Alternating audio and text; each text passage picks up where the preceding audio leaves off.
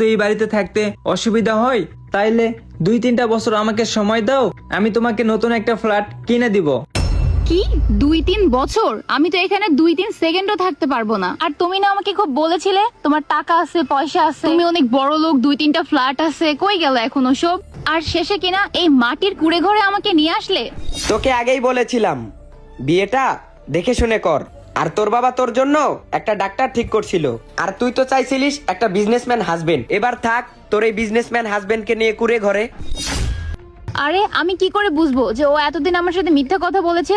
ঠক, জচ্চোর, বেঈমান কোথাকার। হে আল্লাহ, তুমি আমার সাথে কি করলা? এখন আমি কি করব?